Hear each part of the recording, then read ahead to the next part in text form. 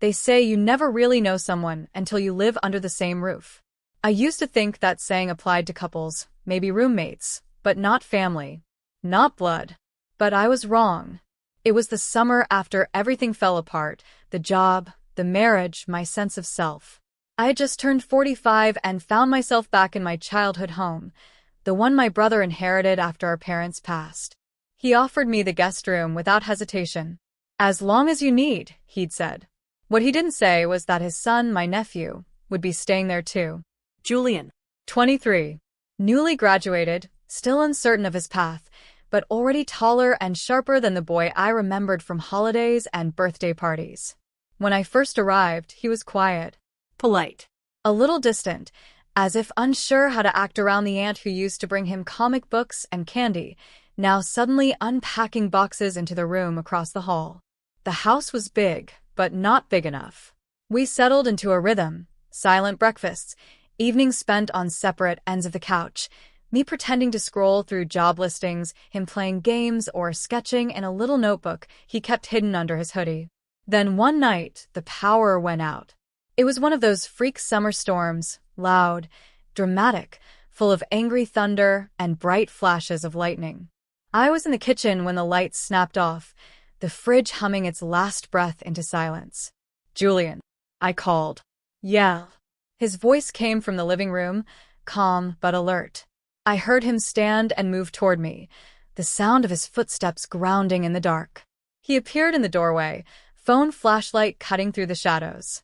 I hadn't realized how close he'd gotten until he was right there, his arm brushing mine as he passed me a candle he'd already lit. "Thought you might want this," he said. "Thanks."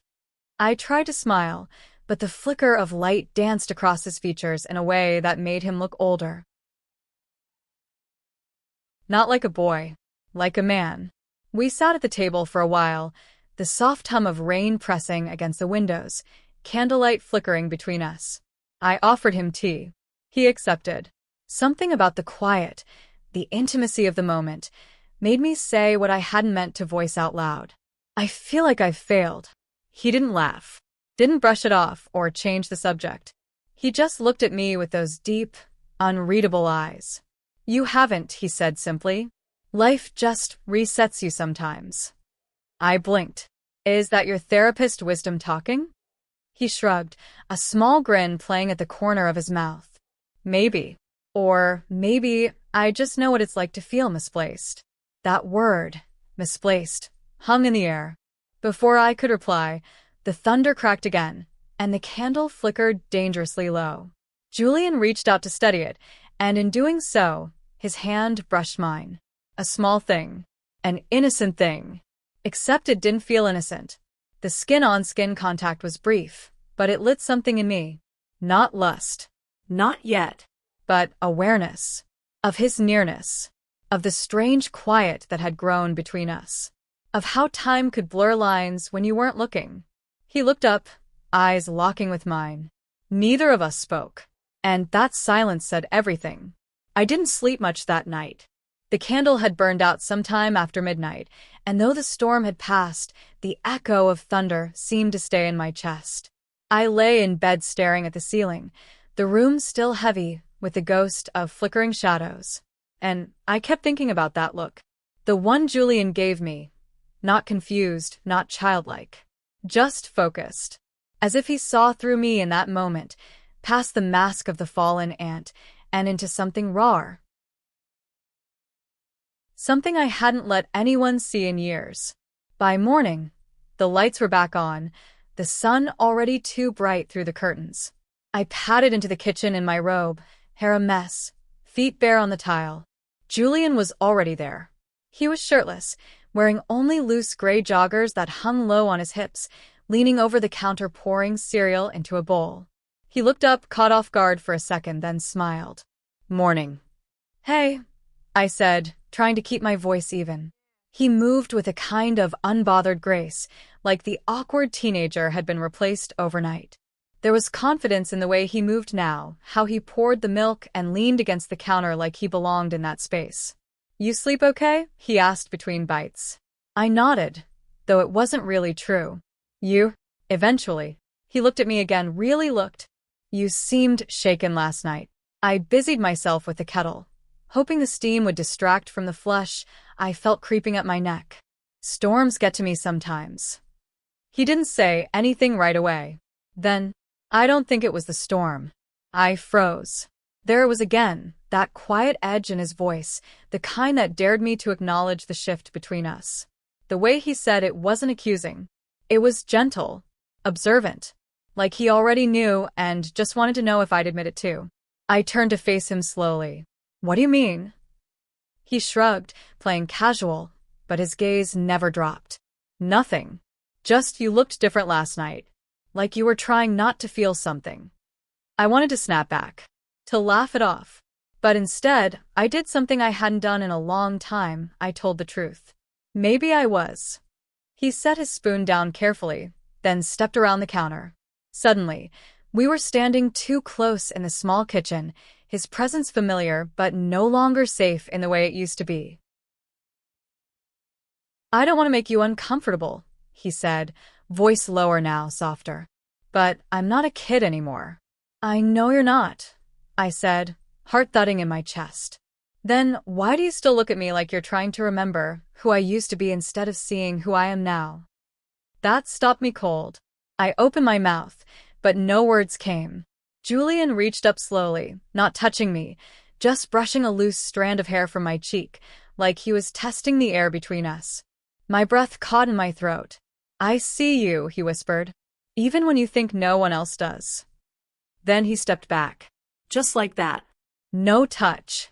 No line crossed. Only the quiet explosion he left behind.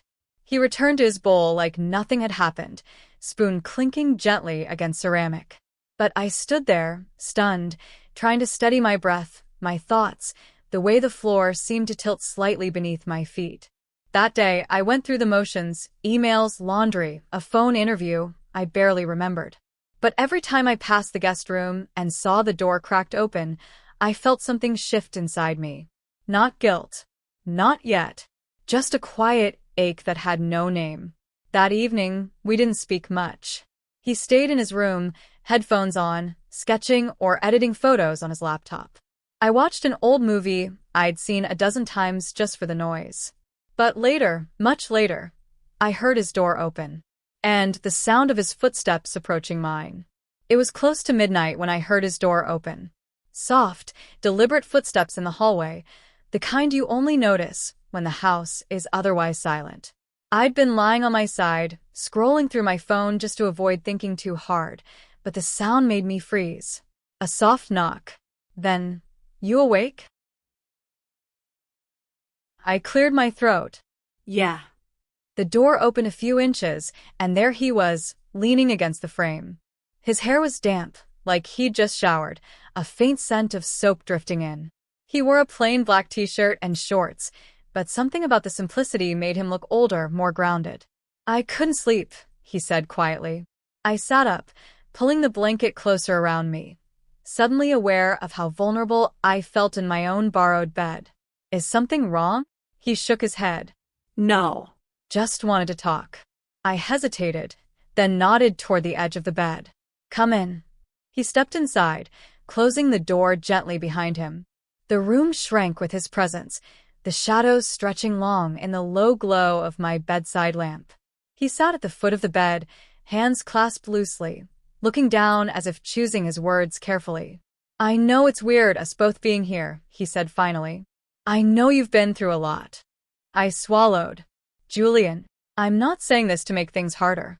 His eyes lifted to meet mine, steady and unreadable. "I just want you to know you're not invisible. Not to me." That word again, invisible. I felt it slide under my skin like a blade. "You shouldn't be saying things like that," I whispered. It came out weaker than I intended. Why? His voice was soft but insistent. "Because it's true? Because," my voice faltered, "because I'm your aunt." He smiled faintly, but there was no humor in it. "You're also a woman." The silence after that felt like a live wire, buzzing between us. He wasn't leaning toward me, wasn't doing anything overt, but the way he was looking at me made my heart race in a way I hadn't felt in years. I hated myself for noticing, for not stopping it immediately. "I've watched you for weeks," he said quietly, almost like a confession. "How you move around this house. How you look at yourself when you think no one's watching. You're so lonely." His words hit me like a blow. I wanted to deny it, to tell him he was being ridiculous, but the truth was sitting there between us, undeniable. "You don't know what you're talking about," I managed. He tilted his head slightly. "Don't I?" For a moment, the only sound was the low hum of the air conditioner. He shifted slightly, turning his body toward me, his knee brushing the edge of the mattress. My pulse jumped. "I'm not here to hurt you," he said softly. "I just don't want you to keep pretending you're alone." Something in his tone, not aggressive, not pleading, but simply honest, undid me. I felt my shoulders sag, my hands tightening around the blanket like it could shield me from the storm rising inside. "I don't know what you want from me," I whispered. "Nothing," he said immediately. "Just to be here."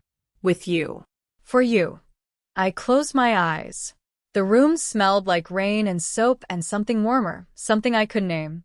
The weight of his presence at the edge of the bed felt like a question I didn't know how to answer. When I opened my eyes again, he was still watching me, not expectant, not pushing, just there. Then slowly he stood. "I'll go," he said softly. "I just needed you to know." He stood at the foot of the bed, his eyes a storm of things unsaid. "I'll go," he whispered, already turning toward the door. Something inside me snapped. Not anger, not fear, just the ache of years I'd spent holding myself in, of words and feelings I'd swallowed down because I thought they had no place in the world. "Stay," I heard myself say. He stopped, turned back slowly. The room seemed to shrink around us. The space between the door and the bed stretched thin. My voice trembled. "I am lonely. You're right. But I also know I'm beautiful, attractive. I can feel myself wasting my best years. Like I'm a painting locked away in a dark room." The confession hung there like a fragile thread, trembling but unbroken. For a heartbeat, Julian didn't move. Then, almost cautiously, he stepped back toward me. His eyes searched mine, as if making sure I wasn't just saying it out of desperation or self-pity. And then he was there, not on the bed yet, but close enough for me to feel the warmth radiating from him. "I'm sorry," he murmured. "I didn't mean to make you feel worse." "You didn't," I whispered. "You just saw me." He reached out slowly, almost like you would to a bird you're afraid to startle. His hand touched my shoulder first, light, warm, not claiming, just steady. And when I didn't pull away, he stepped closer and wrapped his arms around me. It wasn't a hard embrace. It was gentle, like he was holding something fragile. My forehead rested against his chest before I even realized I'd moved. The steady thump of his heart filled my ears. The dam inside me cracked. Hot tears spilled before I could stop them. My fingers curled lightly into the fabric of his shirt, clutching not out of passion but out of some raw, unspoken need. He stroked my hair once, then again, a slow, soothing motion. His other hand stayed at my back, steady, patient. He didn't speak. He didn't try to kiss me. He just held me like no one had in years. "I don't know what I'm doing," I choked out against his chest. "I know," he murmured. "It's okay." The rhythm of his hand on my back calmed me, but also made me tremble. A strange mix of comfort and awareness. It wasn't the impersonal hug of a nephew. It was too careful, too present, like he was giving me something he'd been holding in reserve. "You're not wasting anything," he said quietly. "You're still here. You're still you." I pulled back slightly, just enough to look up at him. His eyes were wet too, though whether from my tears or his, I couldn't tell. We stayed like that, faces close, breathing the same air, both of us caught between what we were supposed to be and what we were in that moment. Two people, lonely, colliding in a space neither of us had planned for. I wanted to speak, to name what was happening, to ask him what this meant. But no words came. So I let him hold me. And he did. And in the hush of that small guest room, the world outside seemed to fall away, leaving only the sound of our breathing and the weight of everything unspoken. His arms were still around me. The house was silent except for the faint hum of the refrigerator and the slow rhythm of our breathing. My face was still pressed to his chest, tears cooling against my cheeks. In that hush, a thought rose, reckless, uninvited. I wanted to be wanted. Not pitied. Not comforted. Wanted. Before I could stop myself, the words slipped out like a whisper I barely recognized as my own. Julian. He tilted his head slightly, looking down at me. Yeah. I swallowed, my throat dry. Do you ever think about crossing a line? His eyes widened a fraction. What do you mean? I pulled back enough to see his face fully. The space between us was small now, our hands still resting on each other's arms. My heart pounded so hard it almost hurt. I don't even know what I'm saying, I murmured, shaking my head. For so long I felt invisible, unwanted, and right now you're here. You see me. You make me feel alive again. His jaw clenched slightly. He didn't look away, but there was a flicker of conflict in his eyes. Andy, he said quietly, warning and plea tangled together. I'm not asking for anything, I whispered, though we both knew it wasn't entirely true. I just don't want to feel like a ghost anymore. He exhaled slowly, a sound almost like pain. His hands slid up to my shoulders, holding me at arm's length. You're not a ghost, he said firmly. You're a person. You're beautiful. And you deserve to be seen, but not like this. Not if it means losing who you are. The words hit me like cold water. Shame and gratitude tangled in my chest. He wasn't mocking me. He wasn't exploiting the moment. He was holding a line I'd almost erased. I'm sorry, I said softly, blinking back fresh tears. I shouldn't have said that. He shook his head. Don't be sorry for wanting to be seen. His voice dropped, rough around the edges. Just let me be here. Let me hold you. But let's not do something we can't undo. And then he pulled me back into his arms, still warm, still gentle, but this time with a firmness that felt like a promise. Comfort, not consumption. Support, not a secret.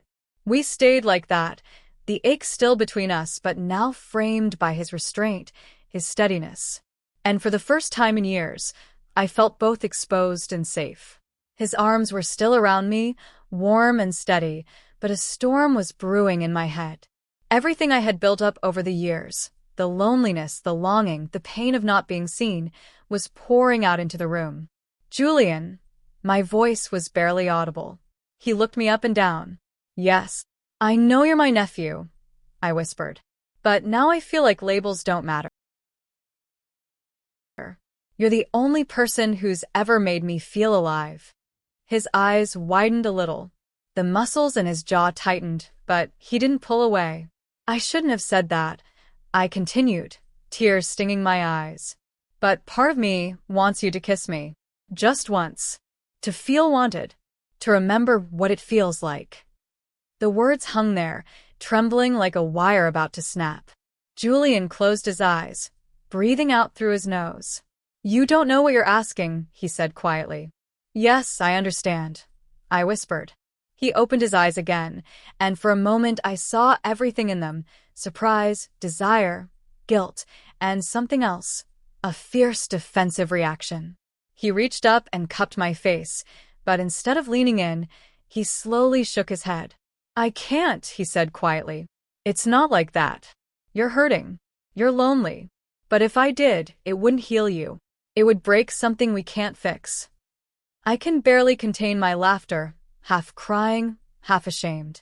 I don't even know who I am now. You're human, he murmured. And you're still beautiful. But you're also my family.